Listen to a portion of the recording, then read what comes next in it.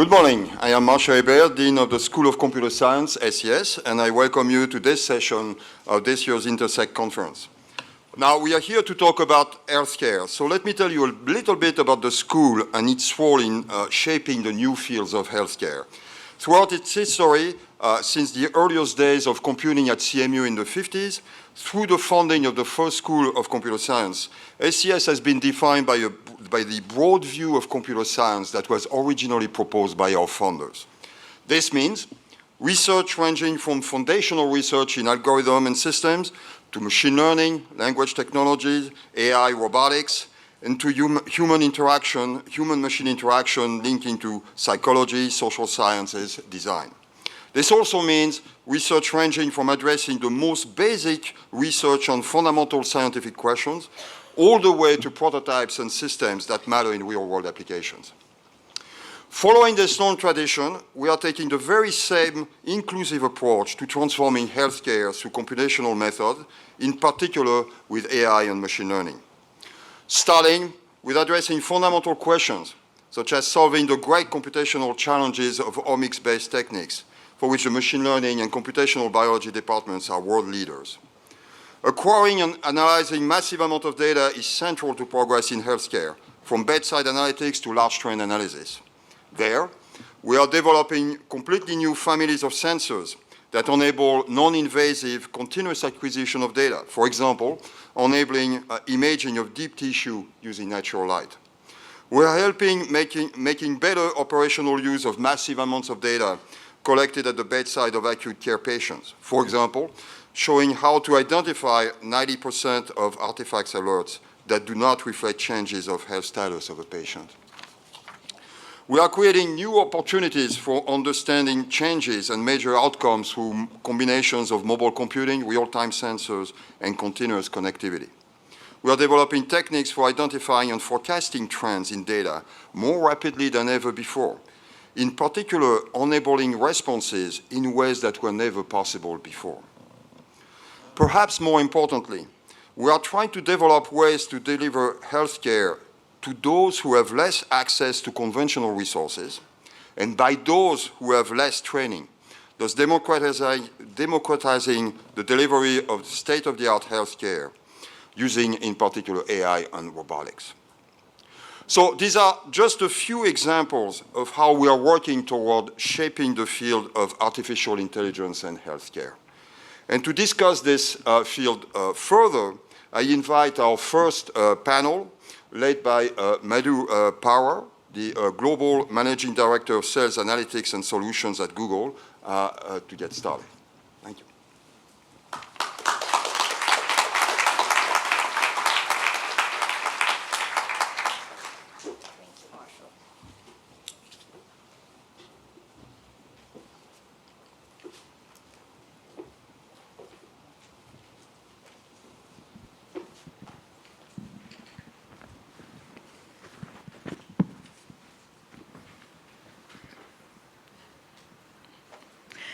Good morning and welcome to the AI and Healthcare panel.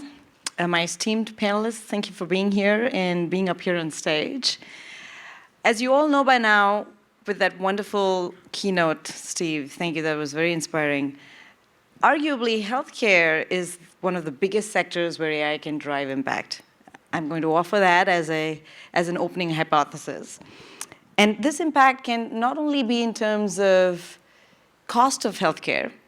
We're at 18% of GDP in the US. So it's not just in terms of cost of healthcare, but it's also in terms of quality of care, in improving patient experience, and in improving health of the consumers.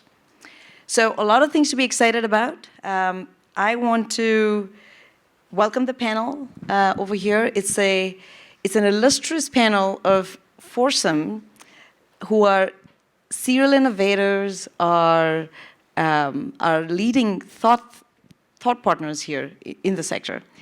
To my left is Chris Johnson, President of Teletracking. To his left, Paul Nielsen, Vice President of Strategic Programs, President of United Health's Academy of Technology, and Dean of the Optum College of AI. To his left, Shivdev Rao, CEO, co-founder of Abridge.ai. And last but not the least, Professor Roni Rosenfeld. He's the head of Machine Learning Department, the School of Computer Science. So join me in giving them a quick round of applause, everybody.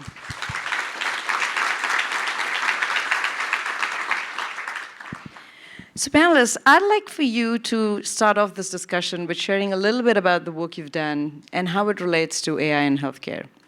And to just get us going, let me offer my story. Not as interesting, but let me offer my story a little bit. I have spent over a decade in healthcare as a health consultant.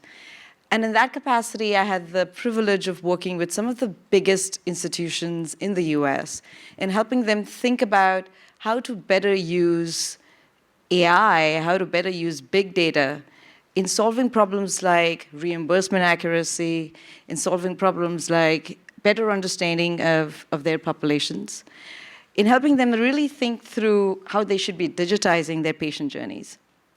I am a big believer in saying that the sector actually needs to make a fundamental shift in becoming more consumer-oriented, becoming more patient-oriented. And that needs automation. That needs AI. That needs a whole set of technologies that work really well together. For the last several years now, I've been dabbling in the world of consumer tech, running ML models at scale. But I can't seem to let go of my healthcare friends. So I keep coming back and having these discussions where I love to provoke a debate and a dialogue of disruption that these new technologies can bring and have the potential to bring, and see where that takes us. So with that, perhaps that's a little bit too much information. With that, Chris, over to you. Thank you very much, and good morning. Thank you for having me. So I represent Teletracking Technologies, which is a 29-year-old startup, as we were talking about, here in Pittsburgh, founded by Michael Zamias, who is here in the audience with us today. Ooh, they gave me a prop, too. That's awesome. But 29 years ago, teletracking was founded on a single premise: to ensure that no patient ever has to wait for the care that they need. And Michael is not a CMU graduate or a technology expert, or he may claim to be, but I don't think he's a technology expert at that time. But he is someone who understood a market, and someone who understood that the industry of healthcare, unlike any other industry, does not understand its cost.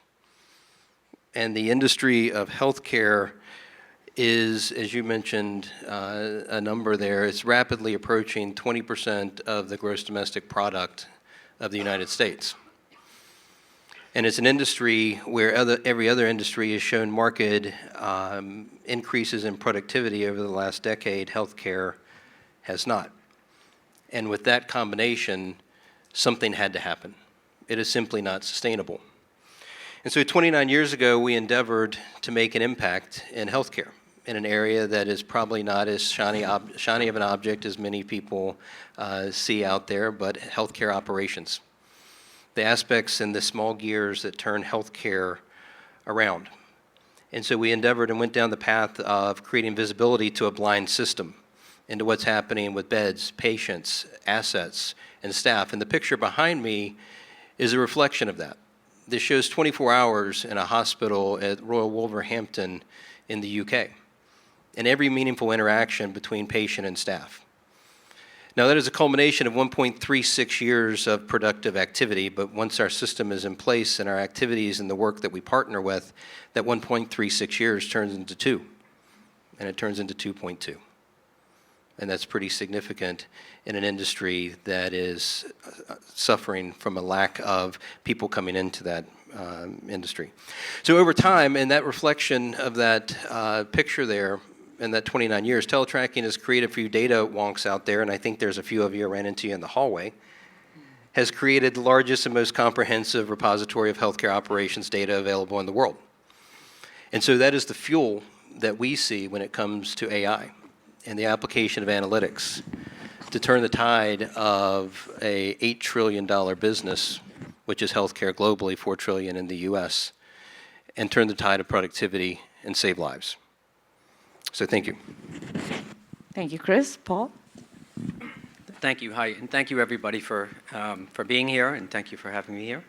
So I'm with Optum Technology. Optum Technology is a division of United Healthcare Group, and we are focused on developing and deploying technologies for obviously the healthcare industry. We have United Health Group as an organization is in every part of the healthcare ecosystem. We are mostly known for being a payer, UHC. Many of you may be members. But what a lot of people don't realize is we are heavily in healthcare delivery itself. We acquired MedExpress a couple years ago. We just acquired the DaVita Group. We acquired Southwestern Urgent Care. We are building specialty surgical centers across the country. We have bought a few small hospital systems, but we are very much investing in the care delivery side. We also have Optum Rx, which is the second largest PBM. We have Optum Bank, which is the largest bank for HSA as a trust. I know I'm forgetting something else, but we're a very large organization. We manage 130 million lives. That's between Medicare and our own members. 80 million are our own members, and then the rest are Medicare. So we have a tremendous amount of data, both clinical data and claims data. So with that, my role with the organization is really around transformation. So we're all here talking about how AI and healthcare can transform, disrupt the industry. My role is I have a couple titles here. One is to create these strategic partnerships like I have here with CMU, and actually Professor Rosenfeld is one of my first partners here in his work in epidemiology forecasting. The other is partners with Google, NVIDIA, Intel, companies that have infrastructure or technology that can enable our digital transformation, because that's where we're going, right? And I also have set up an Academy of Technology to change our culture, to go from an internal IT organization mentality, building point solutions, to reusability, platforms, product mentality, and a career path to go from an engineer to a distinguished engineer and then a fellow, and then the ultimate recognition of somebody's work is to be appointed to an academy, IBM being probably the most famous one in the industry. And then the other is building our development talent. So I launched a college of Optum's College of AI, which is to take our existing workforce and create practicing AI engineers. And did that actually in part. We're working with CMU with that as well. So that's my role, and it's really around transformation for the industry. Thank you, Paul. From one of the largest healthcare institutions in America, over to Shiv, who is innovating and has one of the youngest and perhaps a force to be reckoned with startups. Yeah. I started a company with co-founders Florian Metz, a professor in the Language Technologies Institute here, as well as Sandeep Konam, who studied in the robotics department, called Abridge. We started in March of 2018. In terms of some background, there's a Joseph Campbell quote that if you change the metaphor, then you can change the tool. And we think that if the metaphor is a cash register, then you end up with a lot of the health IT systems from a healthcare delivery perspective that I, as a cardiologist, have worked with over the last decade. But if you try and invoke first principles and think about what is the first signal in healthcare delivery, we think it's a story. Across the care continuum, what are patients doing? They're telling their story, whether it's in an outpatient room or in a minute clinic or at home or in a hospital. And clinicians are writing histories and physicals. So our thesis is that if we can actually flip the script and help patients capture their stories, then we could use that foundation to create a new kind of digital patient advocate that can help patients guide them, help guide patients through their care journeys. So some of this is inspired by myself and my family's own experience with a rare disease. Some of it's also inspired by patients. So really, really quick story. So in March of 2018, right before we started the company, I saw a patient in my clinic, a 10-year history of breast cancer. She was coming to see me for a preoperative cardiac evaluation because she was about to start chemotherapy that could affect her heart muscle. And she was super anxious and nervous the whole visit. So at the end of the encounter, I asked her why, and if there was something I did or said. And she told me that for the last 10 years, her husband had come to every single encounter except that one. And I asked her, well, what does he do that's not obvious? And she told me that he sits in the corner and he takes notes. And she, an English professor, was incredibly eloquent. She told me that the whole system has seemingly been designed to strip a patient of their dignity. And him taking notes meant that despite her having a chronic disease and only being able to capture 20% of what's said, that's a number that she actually quoted, and it's real, it's from the literature, 80% goes over her head. She said that him taking notes meant that she could feel sort of liberated to be in the moment, knowing that they could go home and then unpack all of his notes, and in a separate book that she had with her, they could write their story in words they could understand, so that they could feel empowered to take it to the next clinician and retell it, feeling like the main characters as opposed to someone looking in from the outside. So myself, my wife and I, we went through years of IVF because of a rare disease, and we had very much the same experience. And so our thesis is that if we can use machine learning to actually capture this signal, this raw signal that's actually upstream of an EMR, if we can capture this raw signal and then structure it, then this could be a platform for any number of different tools that could, over time, empower people to have ownership of their own data, have agency, have autonomy. So we're 12 people, and we're a lot of Carnegie Mellon and Stanford and Google and Microsoft, so, but we're very small compared to my colleagues on the stage. That is very inspiring, Shiv, and I would love to have some follow-up questions about how you're empowering the consumer. That is, that's absolutely where my passion is. But Professor Roni, on to you. Very, very touching story indeed, and I think we can all relate to that. And freeing, not just freeing the patient, but freeing the doctor to look at the patient and the patient to look at the doctor rather than everybody on their computers. Hi, thanks for having me here. As Madhu mentioned, I head the machine learning department at Carnegie Mellon University in the School of Computer Science. I'm here to represent about 25 faculty members in the department who do 100% all day long, 24/7 machine learning. About half of them work on fundamental questions of fundamental limits of machine learning and fundamental algorithms, and the other half work on problems that are derived from individual domains, including healthcare domain. But that's just the beginning. We're part of a school of computer science that has 300 people. I would say a good 60–70% of them work in AI, many of them specifically in machine learning, which is sort of the core of modern AI. And that's not the end either. As you know, there's AI in the DNA of CMU in all colleges and all places. So we like to think ourselves as the crucible of AI and the current place where you have the highest concentration, highest depth of new AI research. So I'll take off that hat and I'll tell you a little bit about my own research. I started working on things that had nothing to do with health. I worked for many years on speech recognition and statistical models of natural language to help with language technologies. And somewhere around age 40, I had your classic midlife crisis of saying, okay, I'm going to make the speech recognition a little bit better, but who's it going to really help?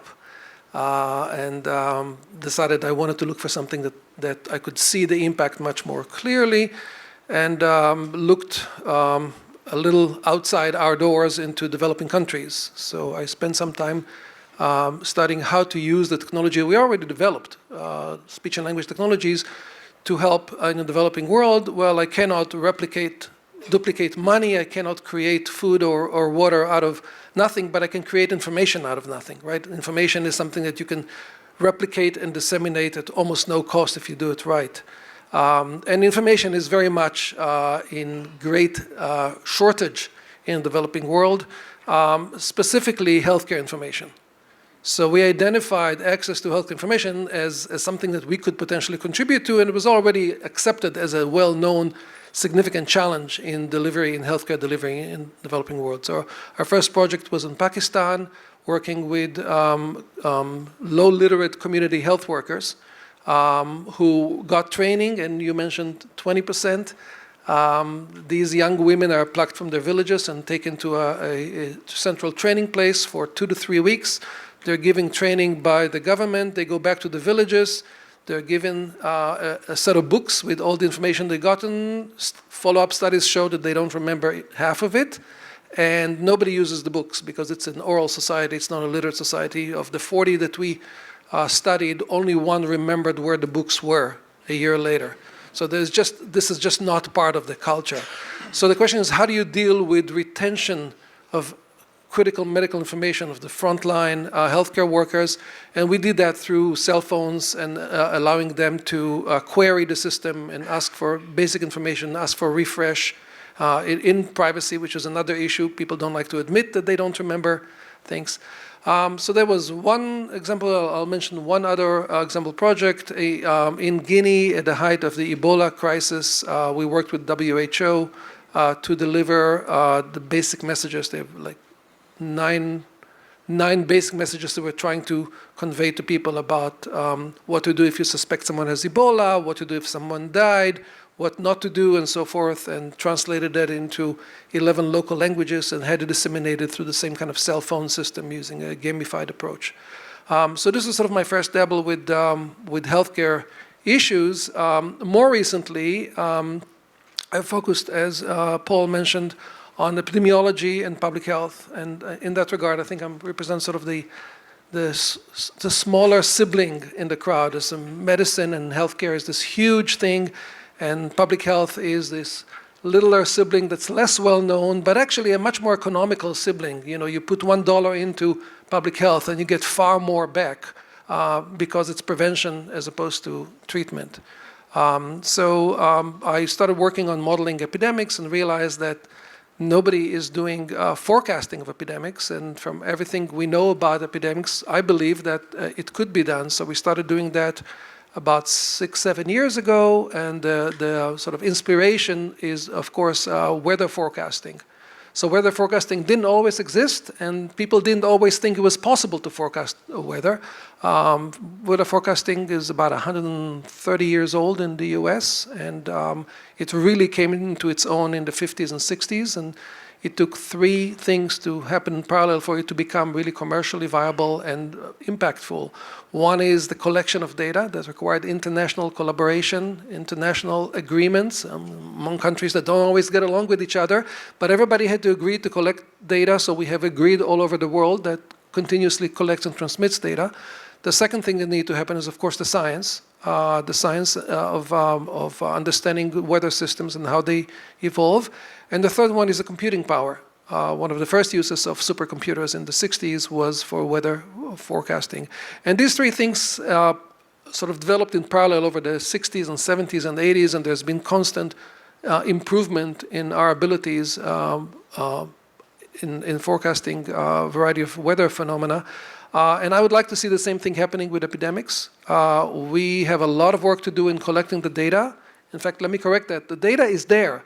It's getting access to the data that we have a lot of work to do with, and also to create new data. We have the computing power, and the theory is there. It could be improved, but it's the data that is really the biggest impediment.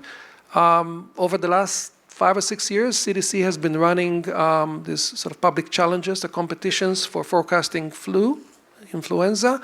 We've participated in all of those, and the best thing about them is that they've been attracting more and more organizations, both research labs, academic institutions, private institutions. So in the last round, there have been close to 40 submissions. We started working with Paul and Optum in collaborating on data and on pushing the technology already developed into the field. And I think I'll stop here. Absolutely. So Professor Rosenfeld, very, very modest, I have to say. His work is really impactful. So we took the models that Roni's developed over the years that he's talked about and applied not only the data sensors that he uses to generate the forecast, but our own data. As I mentioned, we have a tremendous amount of data. We took our claims data, ICD-10 codes, and our clinical data. We added those as additional sensors. So now we can actually forecast 6 weeks into the future of where and when the flu will outbreak in the United States. Mm-hmm. And I didn't realize how impactful the flu is really until I started looking at what Professor Rosenfeld has been doing. Last year, the impact to the economy was $11.2 billion from the flu. The direct medical costs to the industry was $3.6 billion, and United Healthcare paid $1.6 billion of that. So, and there was 79,000 deaths, and I could go on with the hospitalizations. One hospitalization is $50,000, right? Which is, we could peel that one back to see where that number comes from, but it's tremendously expensive. So if we can be proactive and preventative by notifying our clinics, for example, that the flu's coming to your area, let's say here in Pittsburgh in 6 weeks, the clinics can make sure they have the right assets scheduled and the right amount of nurses and people on staff during that period of time, the right amount of Tamiflu. If they have a pharmacy like a lot of MedExpresses have, they have the right amount of respiratory prescription drugs in stock for that time. We can notify our prescription suppliers, from our Optum Rx business to say there's going to be an increase in demand at this period of time in this area, so they can be prepared to meet that supply. We can notify our provider network and let them know again that it's coming to your area. It may not just be the cold, you should check for the flu because it is here. We can notify our national accounts so that, in Minneapolis, if it's coming, we can tell Target that it's coming to your area. They can start their on-site flu vaccination campaigns. They can also call their staff augmentation companies and say, we anticipate there's going to be 10% of people calling in sick. So there's a reduction, reducing the impact of the work, or impact on manufacturing, whatever kind of business you're in. So it's very, very impactful, the work that Roni has been doing. I think this is the best example I've heard of positive channeling of middle-age crisis. So to the audience, there's a mic over there. The previous session was extremely animated. I thought the questions were phenomenal. And I'd love to encourage you to please stand up there and get in line for our panelists. I do have a couple of prep questions that I'd love to share with you as well and get the discussion going. So please feel free to think about the questions you want to ask. So Roni, you talked about epidemiology, right? And you talked about going from speech recognition to being able to predict flu or whichever the next disease would be. What is in your mind, where do you think is the next or the biggest future for where AI could drive impact?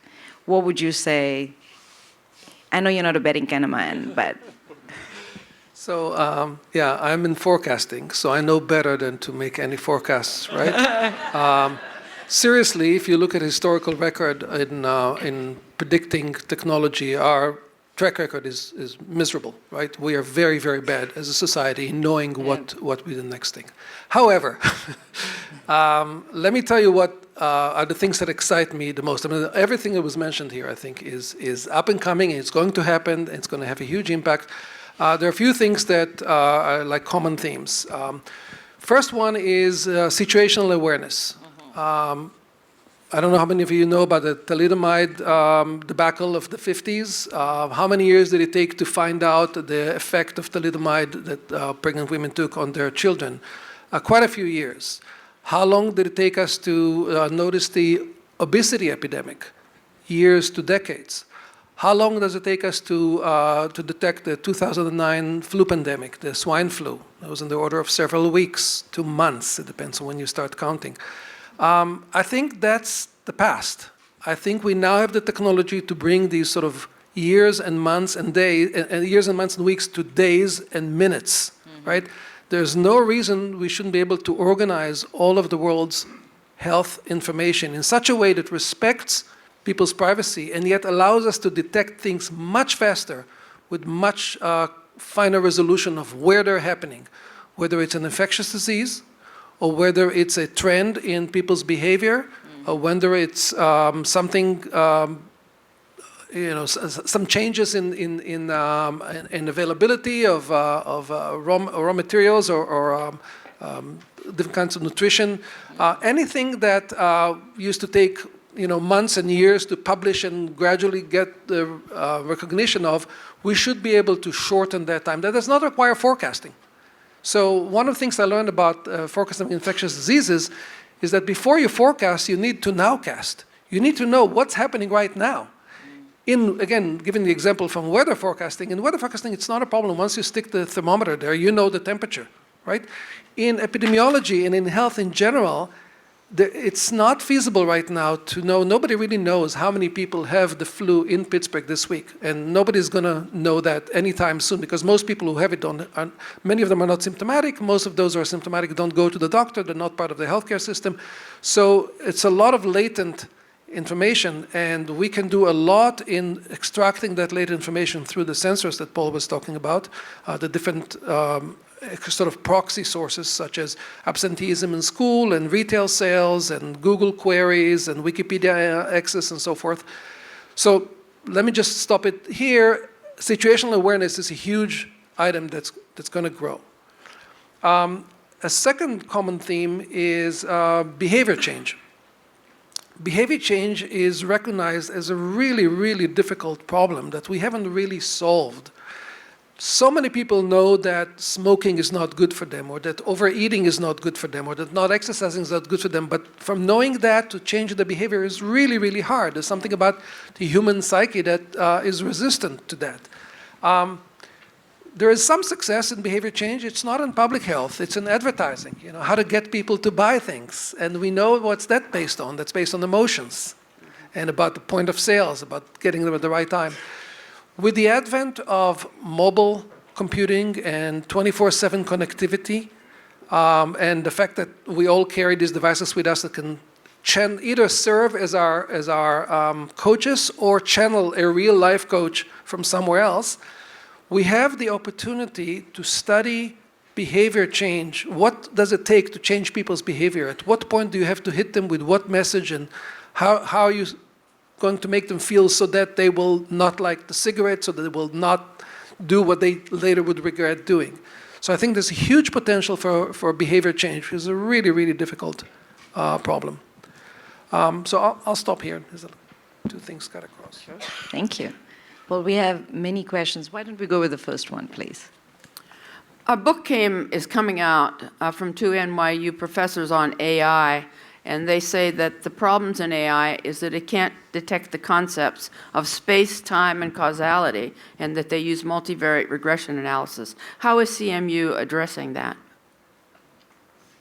I'm not familiar with the book. I would love to get the details and look at it. Yeah, it was written up in the New York Times within the last week. I can only try to understand what they were saying from your description, and maybe I'll hit it, maybe I'll get it completely wrong.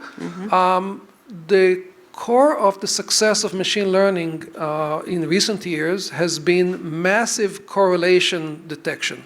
Yeah, correlation. The so-called deep learning is in some sense very shallow learning. So perhaps this is what they are talking about. The fact that when we say machine learning, we don't mean the same kind of learning as we mean with people. With people, you have this aha moment. With machine learning, we're talking about cleverly extracting the minutest of correlations from large sets of data. And in that regard, they're completely right. We're not there yet. One of the positive developments of the last 5 to 10 years is that in doing this kind of extraction and in sort of cleverly forcing it to go through a bottleneck of representation, we are able to learn what we call in AI internal representations. So meaningful sort of intermediate values that capture the essence of the data and that often are correlated to what people think about when they think about the phenomena that's being studied.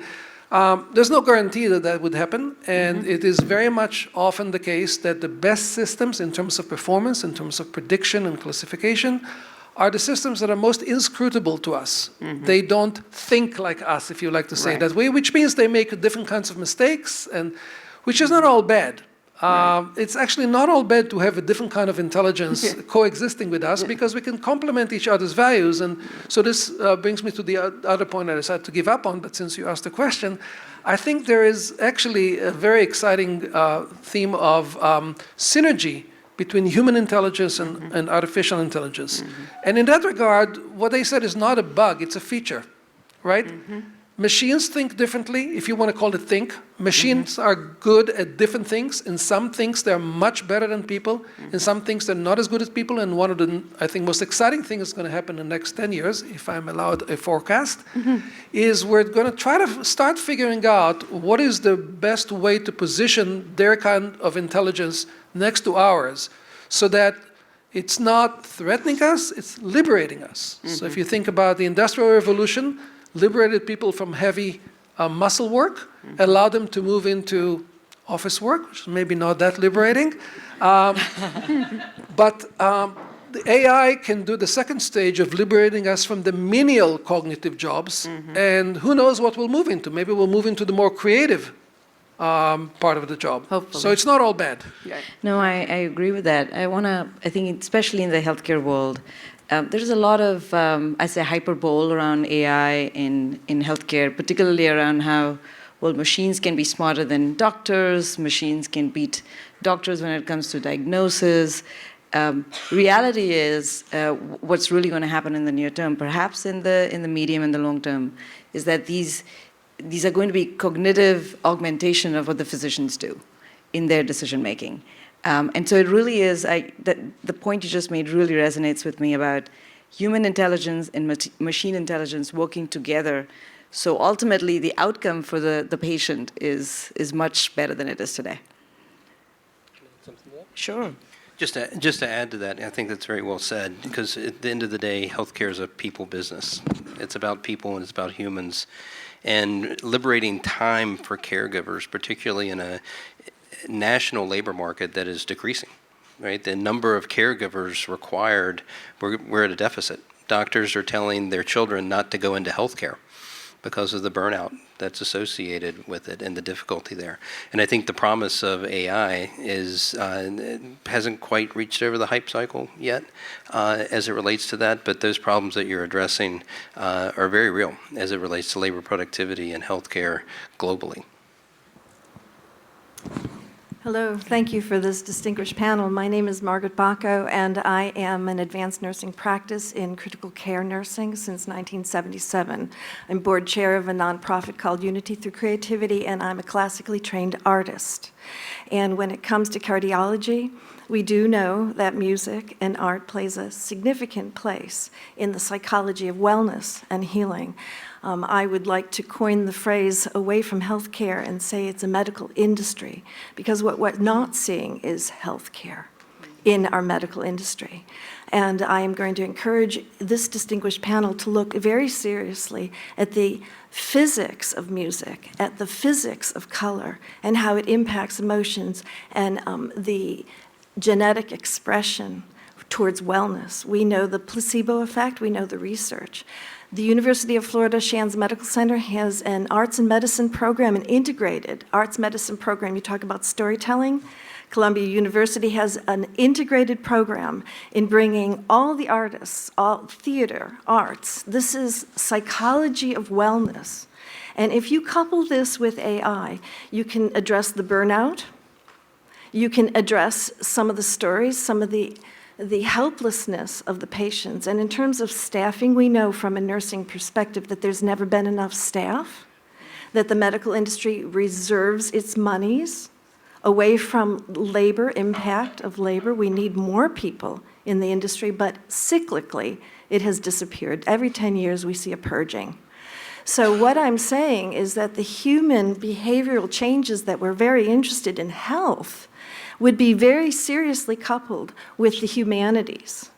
And CMU has got all the arts. We know the significance that it plays in cultural development. We know how it impacts socioeconomics of underprivileged communities. We know that it's a significant part of the healthcare system, but it's been ignored here in Pittsburgh. There are Mayo clinics and burnout programs that would be benefited seriously. So coupling intelligence with the known 20, 30 years of research in the impact of the arts in mental wellness. So cardiologists, you understand storytelling and how that impacts the fibrillation when we're stressed.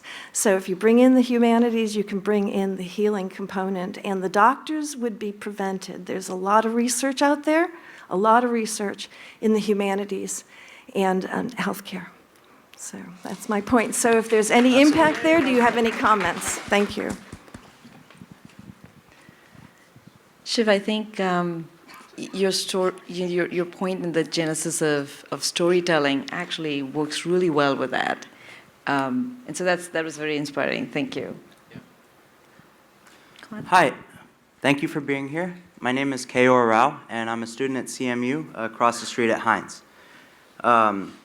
I think one of you mentioned, I think Chris, that the industry providers don't understand their cost. And a lot of reimbursement is based on contracts and estimates that can be distorted in a number of ways. So I'm wondering what can be done to solve that problem from an AI perspective, if you could expand on that. Thank you. I'm happy to. I'm not a cost accountant, but I can give you some perspective on what we're looking at. When I talk about the cost of labor is roughly half the cost of healthcare. And in a approaching $4 trillion business in the U.S., that means 20%, that half of that is in labor cost. And if you look at what we've seen in our customers, about 1,050 of them across the world, some published literature and some internal reports, the productivity of that labor is somewhere around 20%, which means 80% is in non-productive activity. Nurses that are looking for equipment, or patients that are lost in the system and things of that nature. And you experience this if you've ever been through the healthcare system. When you get to a place and you're ready to move to the next phase, and it's like they never knew you were coming. You've been there. Everyone here has a story where they have had that type of situation. But that money is still being spent. And so when it comes to disposables and consumables and things of that nature, I don't have that much detail behind it. What we're focused on is on the labor aspect. Great work is being done by Optum and others in this space that you may want to expand on. But from my perspective, labor is the largest cost that we can impact in healthcare. And that is what we're focused on. So that's a great question. I can add from the Optum UHC side. So when a claim comes in for even the simplest visit to your provider, it's checked against thousands of rules, every claim. The process today is, the adjudication process is extremely labor intensive. All those rules changed multiple times a year, so that has to be manually updated. The coding is extremely complicated, and those codes change on a fairly frequent basis. All of that actually is something we're looking at in part here at the university. We have a research project around replacing the rules-based claims adjudication system with a purely predictive AI model based on historical data and current data and whatnot. One claim, when it gets kicked back, which they almost always do, costs $60 just in that round trip back to the provider to recode it or change the whatever field is inaccurate and then send it back in again. United Healthcare does over 1 billion claims a year. So you can do the math pretty quickly and can see how much cost that is. So labor is definitely a big part of it, but also our infrastructure is extremely antiquated and that's a focus area that we are heavily investing in to try to modernize that, to reduce the cost of just the administration of the claims. Sure. One more thing. And I do think some great work's being done there, but I'm going to take it up I didn't go to Mr. Carnegie's university. I went to Mr. Jefferson's University in Charlottesville, and I did take an economics class. And in economics, thank you. From an economic standpoint, healthcare in large part, and I don't mean to talk about it in a cold manner, but is really about the allocation of scarce resources, the beds and the caregivers that are associated with delivering care. And in pure economic terms, there's a couple ways that you can manage behavior in that type of environment. One is through price signals. right? You create price incentives and punishment based on the activities or the behavior you want to drive. And the second is rationing. Try to spread it out. And in the US, you see that we've primarily pursued the first one, but those costs are obfuscated through insurance, private insurance, Medicare, Medicaid, things of that nature. And I think a lot of that is lost. Some of the price incentives have been lost, and I think it's driven incorrect behavior. On rationing, I see that in the UK and other places that we work.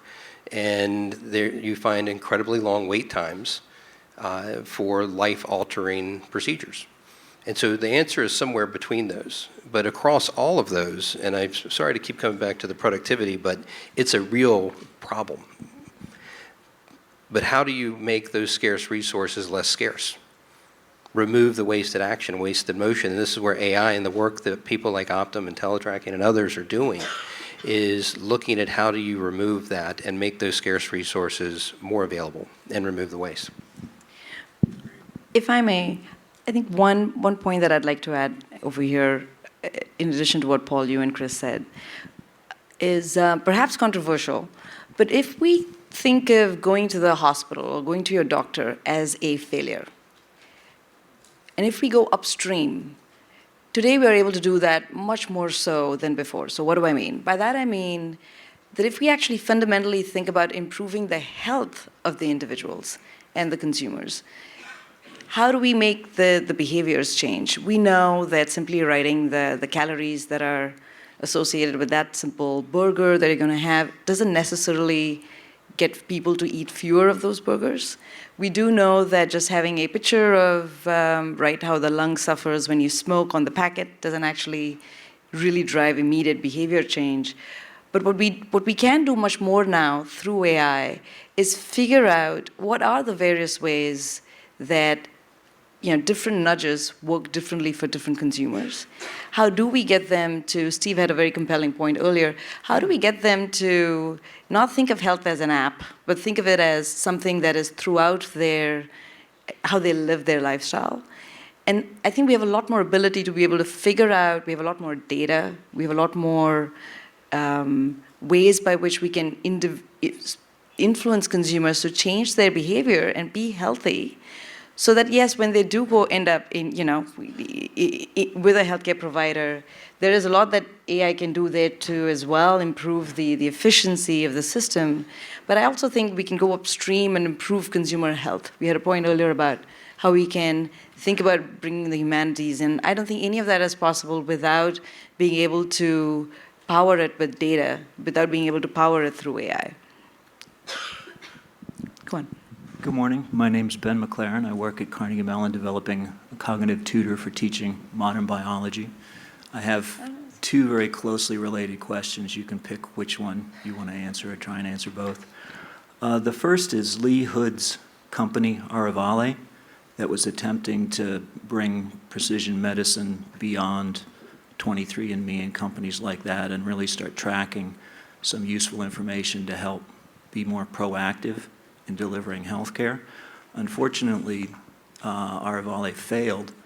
They had the wrong cost model or something, but it seems to me like that would be a very cost-effective way of improving healthcare. I was wondering if you had any feelings as to how and when the right cost model could make precision medicine, could start bringing precision medicine into the mainstream, and who and how it will be paid for. The second question is, one of the biggest problems in delivering healthcare is the patients aren't educated properly in how to receive what the doctor's telling them. And the place where we could make efforts to change that situation is in high school biology, simply teaching students how to better understand the changes that are coming in basic science and how to understand their own health so that when they go to a doctor, they'll be able to receive some of what is being told to them instead of just responding, so I need to take this pill or that pill, how many times a day? Really understanding how to incorporate knowledge of their own genetic variation and understand what that means so that they can have a more informed and productive conversation with their doctors. If there are any examples of educational efforts that are attempting to do that, I would love to hear about them. Thank you very much. Thank you. So we have two questions here, perhaps related. I'd look to the panel on who wants to tackle them. First one is, just to synthesize, I suppose, what would be the cost model that would make precision medicine something that would be viable to take it to market? And then second is, how do we get, in high school biology, right? So in biology, how do we get the individuals to understand better so that they are more informed in the choices they make? I hope I interpreted that correctly. I can take the second one. Sure. Let me just comment briefly on the first one, that I am not sure that the cost model is the issue with personal medicine. Perhaps it is. I'm not a health economist, and I don't have an informed opinion on this, but I do know that there is a significant issue with data privacy versus data gathering in personalized medicine. So this is still an open problem that needs to be solved, and some of us are working on trying to solve it. But let me address the second part, which I really resonate with. I'm not sure that it should be in biology class, but I would like to see people take ownership of their healthcare. So if you go back again in historical context, 200 years ago, 100 years ago, doctors were far more educated than the rest of the population. And the right model was a sort of patriarchal, hierarchical model where the doctor didn't bother sharing with you what you had because he didn't even know about the germ theory of disease, right? The doctors just examined you and told you what to do. Some people still operate that way, but many more people don't operate that way. They would like to be partners in their own health, and I think we should encourage that. And I think what you're suggesting about bringing into high school is a wonderful idea. Teaching people to take charge of their own health, both through giving them some basic education, but also giving them the tools to learn just in time as they go through various health crises, challenges, being able to find out about them. Many of us go to the web now. I think that's a wonderful thing, but of course you need the tools to know, to ferret out what's hype and what's real. And to be the owner, not just to be the owner of what's happening to you and of your decisions. Treat your doctor as a consultant rather than as a father figure, but also be the owner of your own data, which, cycling back to the question of data, I think perhaps one solution to the data problem is finding the technological way for people to own their data and yet make it available with their permission for particular purposes. I think that's one model I've been looking at. So I ended up talking about both, but I can comment a little bit on both. From the first question, I don't have an answer for that. I think Roni brought up some really good points that have to be solved first. But I think, at least from our perspective, United Healthcare, what we're trying to do is where we're getting much more in the care delivery side of things, we're trying to standardize the costs, because we were talking about claims a little bit earlier. Every provider, for the most part, has a different agreement with various payers. There's no standard pricing about services. Whether it's regional or across the country, that creates a lot of differences in costs. So I think, at least from our approach, is that if we can standardize within our own care delivery network, that can begin reducing the cost of care, and we're being more personalized, or I shouldn't say personalized, more specific in that the centers we're setting up are specific to a particular area. So that's all I can add to the pricing. But on the second question, I think, yes, educating people to be more aware and responsible for the healthcare. I mean, that's something that we're trying to promote our members through incentives, where if they receive a good physical, we'll actually give them a cash refund on their premium. There's other, like gamification, where you incent within a social group. If you walked so many steps today, and you're in a peer group, and you ended up first, you get again more points, right? But changing behavior, you brought this up earlier, is very difficult. We've been doing a lot of studies and trials with IoT devices. Diabetes, for example, it's a very big problem in the United States and growing. So we took three different groups, those with AC1 levels above 9 who are clearly diabetic and they're on insulin. Those are between 6 and 9, which are like type 2 diabetes. They can manage by diet. And those who are pre-diabetic, below 6. They were they had a wearable. They had a means to check their blood sugar level 30 minutes after they ate, and it would pop up on their phone what their AC1 level was. So what we found in that study, and it went for 6 months, that the people who you wanted to change their behavior most changed least. So only 2% of the people who are extremely diabetic, right, changed their eating habits. The people who are pre-diabetic changed the most. So they clearly cared and didn't want to get there. So that 26% of that population changed their eating habits. And the people in the middle were kind of unchanged, right? So changing behavior is I think we've been trying to do that for a long, long time. I don't know if anybody has the answer to that, but social determinants of health, that kind of goes into this whole space. I don't know if people realize, but social determinants of health can account for 70% of the cost of healthcare. And that's another big area that we're really trying to look into. Like one quick thing about that, the precision medicine company that was brought up. So I don't know about that specific company, but I played a corporate VC or some version of it for a couple years and looked at a lot of these companies. And I think this promise of companies saying we're going to aggregate all of these orthogonal data sets and plug in some machine learning, and then magically we're going to help you have these incredible insights that are going to help you avert disease or help you be healthier. That's a really interesting idea and concept, but a lot of the companies that I think have come to market with this promise are doing it without any real foundation of research. And I think it's interesting from the standpoint too of like in every other industry, software has been deflationary, and there's a Mark Andreessen article from like 10 years ago where software eats the world. And I think there's this promise that software will eat healthcare one day, and that's really exciting because that means it should democratize, it should increase access.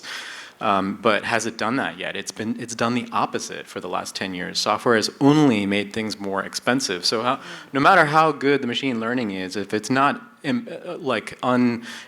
uncovering or enabling a new business model that better aligns incentives with LTV, with lifetime value, with a longer time horizon, then I'm not sure if it's really going to make a change, and I'm not sure if it's really going to get traction in the market. Those are really good points, and it goes back to the keynote speaker at the beginning.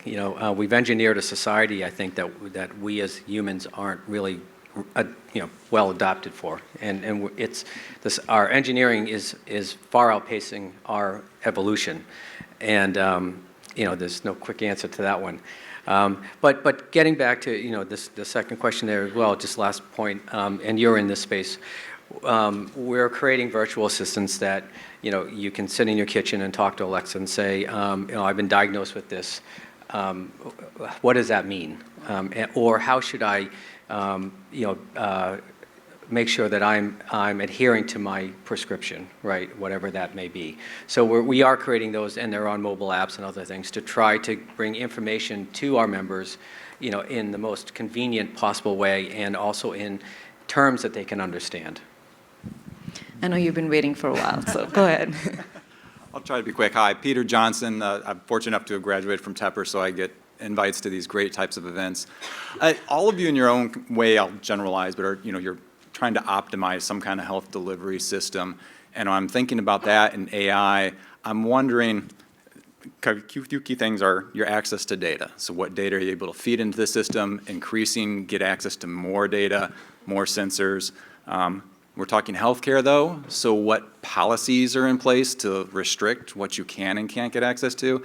And then there's the third component, just your AI itself. And I'm curious, on those kind of three big pillars, are there any, whether it's broad or very specific things that are opportunities that are exciting you or challenges that are really kind of holding you back, you think, for where you can go with what you want to do? So I'm specific, you're talking about the flu, and that's awesome to be able to forecast that into a 6-week window.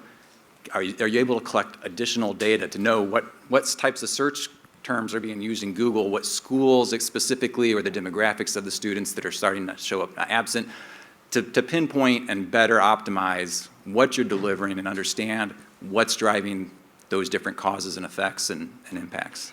So I'll leave it and let you guys talk. Well, I'll make a comment, and probably not uncontroversial depending on your perspective, but I would say that from a challenge standpoint, Pete, that over the last several years with the implementation of electronic medical record, and I liked your, the metaphor of the cash register. Electronic medical records, at least some of the major one, was built as a billing system. But it also is the master repository for a tremendous amount of very incredibly valuable patient data records that you have. And the subsidies that we as a country put in place to move that concept forward was a good idea. But it has certainly not come to fruition, and the commercial aspects of how this idea has been put into place have put serious limitations on access to data and serious limitations on innovation in healthcare. It has upside, don't get me wrong, and it's the right idea over the long term, but I would say right now that the electronic medical record is one of the single largest impediments to innovation in healthcare. Well, I would not disagree with that.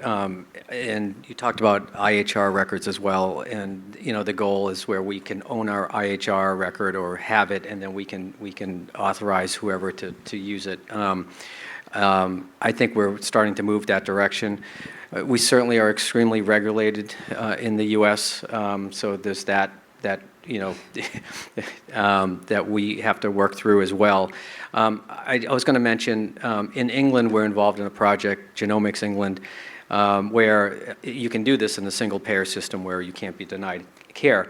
But England is planning to sequence every one of their citizens' genomes, create a giant database of those fully sequenced genomes, and then they'll go and analyze all that data to determine what risks their population will have or has, where they are geographically, and then map that against what skills that they have where to make sure they have the right resources in terms of care in the right area of geographically based on that population. Now that's a huge project, right? And then what can come out of that is kind of related to this information data and what can be done with that to benefit the population. That's only possible there. That would be not possible here in the U.S. I mean, one, everybody have to volunteer for that, and then there's all kinds of other concerns I think individuals would have. But that's an example of at least one country trying to solve this problem. Shiv, you had a point of view? Yeah, I was just going to pile on this idea that from an ML AI perspective, this is data. It's all about data, and the barriers to entry, at least as far as like the healthcare system goes, the barriers to entry are just as high as the barriers to exit right now. And so if you're stuck in the middle, you can trip over yourselves and not innovate for years, and you're still making billions of dollars. And slowly we're getting this movement to sort of like bring down those barriers to entry so that startups can come in, so that other innovators can come in and start to get access to this data. But I think there's this other issue where even once they get access to this data, there's the epi data, there's data that's going to be standardized, but as far as healthcare delivery data goes, oftentimes that's not generated by a company like Teletracking, where there's going to be really good hygiene. But when it's data generated by, like, for example, an EMR, once you've seen one, you've seen one. So then you get into this whole harmonization, interoperability kind of mess. So I think there's the previous issue of software is only cool if it can create a new business model that actually makes sense. But then there's this other issue of like, how do you even create that awesome software?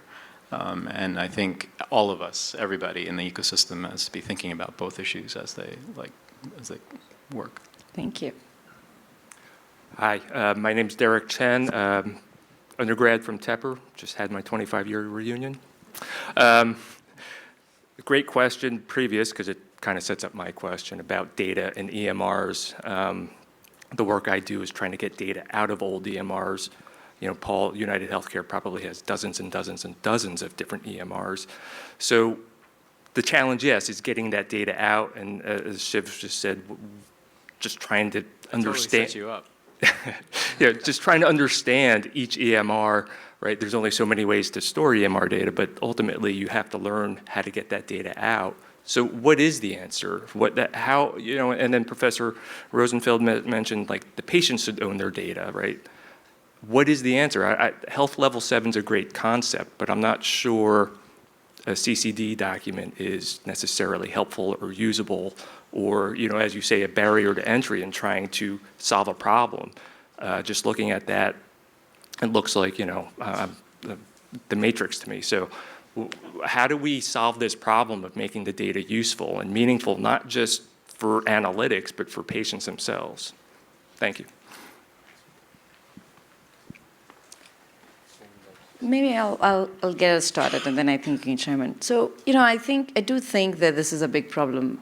I do agree. I think we all emphasize that there are data silos, if you will, and access to the data would be the silver bullet, right? Bringing it all together will be I'd imagine, the heaven that AI could then thrive in. But I think we are still at a point today in the healthcare sector where even within those data silos, there is a lot that can be accomplished. So when I talk about data silos, I'm talking about, well, clinical data. Yes, there are hospital systems that have it embedded in their EHR systems. I would completely agree with the panelists and what they said, in that now we have the data, but not sure whether it really is being utilized to the extent it can be for care delivery. But there's clinical data, there is claims and reimbursement data. There are other kinds of data that exist out there that is now being generated, given people are walking around with Fitbits and other indicators of well-being and health. There is a lot of opportunity, I'd imagine, right now as we stand in, at least within those silos, utilizing that better so we can understand, you know, what really drives cost of care using just the claims information. And then, of course, or what you're trying to do, Shiv, in creating new data sources, in creating these stories for what happens during those conversations. But over to you, anything that you would want to add to that, right? I do think there's so much value and potential here. We're still just scratching the surface. So on the care delivery side, we have lots of IHR records. We acquired an IHR company that had 100+ million records. And so we are building applications very similar to yours, but a different use case where, and other products have this companies have this in the market, that it's an augmentation of the clinician in the examination room. So the clinician can be focused on the patient. The AI has both visual and audible capabilities. So it's recording, interpreting the discussion between the patient and the clinician. In real time, it's taking that voice into text and inserting that in the IHR record. At the same time, the clinician can ask the IHR or the AI about the history of this patient. And so without turning around and spending time scanning through, you know, pages on screen of data and having to read through all that, the AI can respond. This is very early stage, but you know, this is one way to make the care delivery more efficient. So that to one of the points you made earlier about the labor, so that the clinician is focused on the patient and not necessarily in more administrative type, you know, discovery mode reading while the patient's sitting there. The other way that we're using that in the care delivery space is on referrals. So if a patient needs to go to a specialist, we're using machine learning to not only look at the individual's, you know, profile, but also the demographics, the area, their benefits, their network that they're subscribed to, and coming up with the top 3 referrals for that, you know, individual case, right? That's another place that we're using data to provide better care or care pathways. And then also, we're early on this, but we're also trying to take that data to assist the clinician to create a care pathway for a particular situation. Hi, I'm Ritu Thaman. I'm a cardiologist, and I am overwhelmed by data when I see patients. I would love to hear your take on using text messages and images to better care for our patients. How are you able to incorporate that into AI to affect outcomes, to really change behaviors? Because at the end of the day, data is gold, but I'm still stuck with, that very essence of connection, and that is the only way that the patient is going to listen to me. So how can we use images and text messages to really make this connection from me, the doctor, with the patient better? I can try. So I very much appreciate that challenge. And it harks back to this point of the synergy between people intelligence and machine intelligence. So until about 10 years ago, we didn't have that problem because we didn't have the kind of AI that was producing that much meaningful. I mean, there were success stories, but it's nothing like what happened in the last 10 years.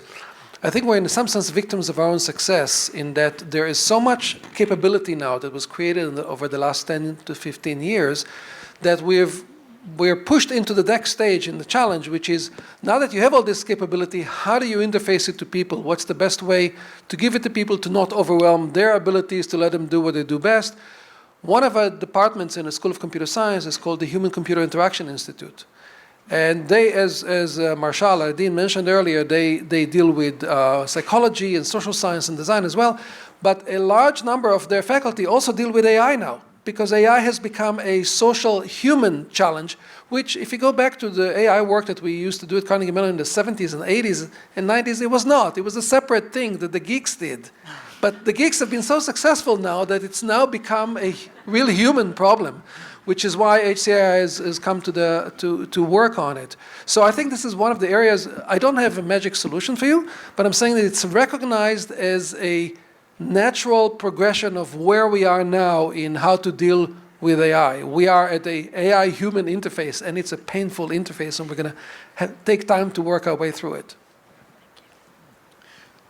I think that, so like ML AI can like assist, augment, and automate, and the assisting and the augmenting is where we are, where we're trying to focus, especially in healthcare tech. And that, to your point, I mean, I went to med school. We all went to med school. I think idealistically, we went to med school to build relationships with people.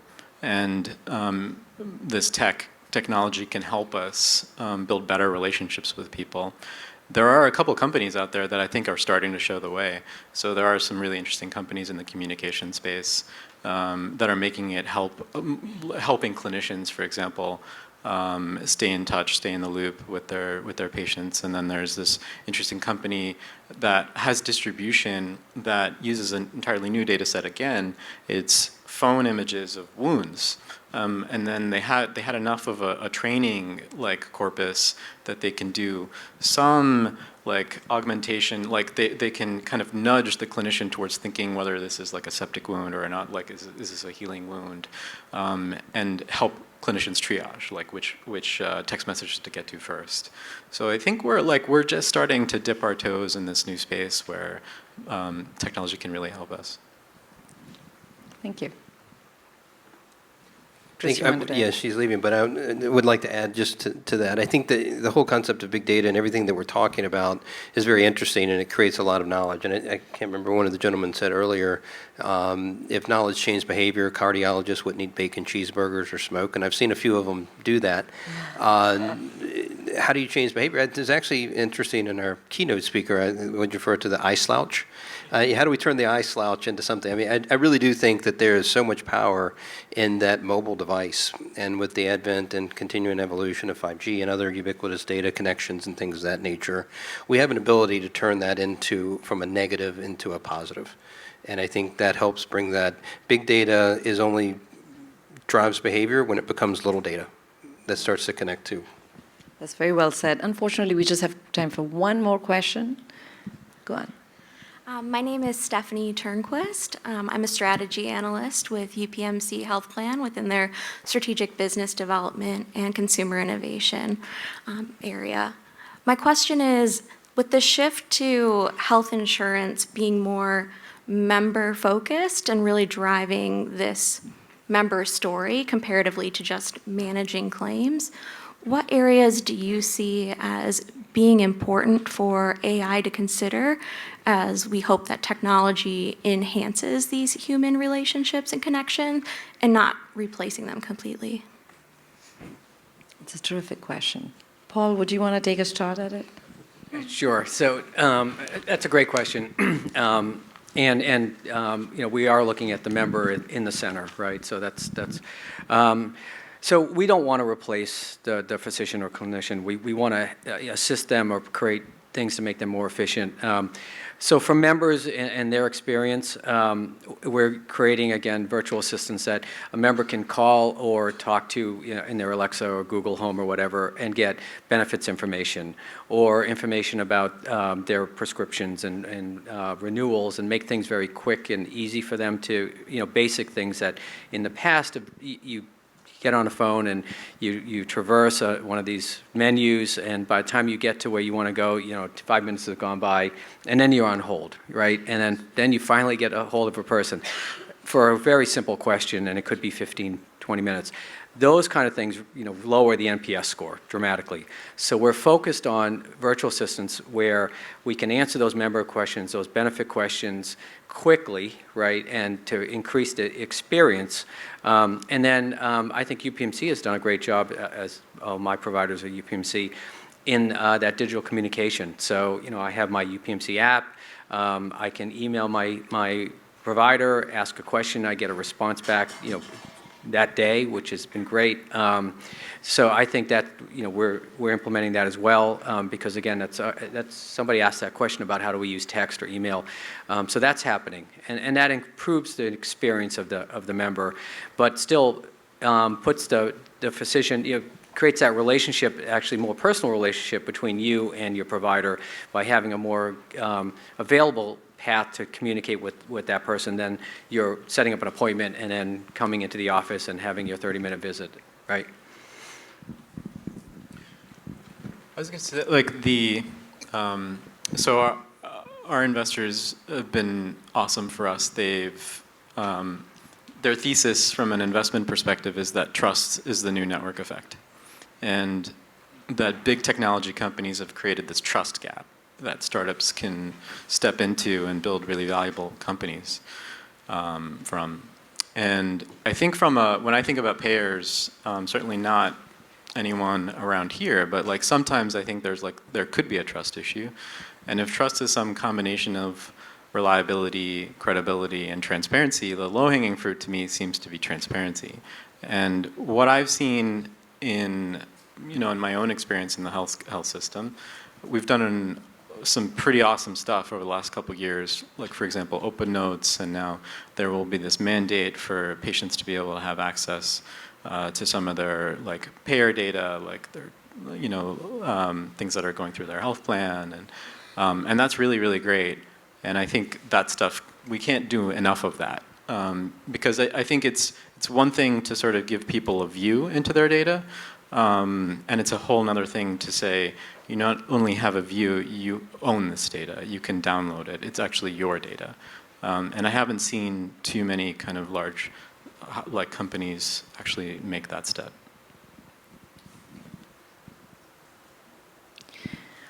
Unfortunately, I've been shown the time sign, and this has been a wonderful audience. Thank you, panelists, and thank you, everybody, for a lovely session.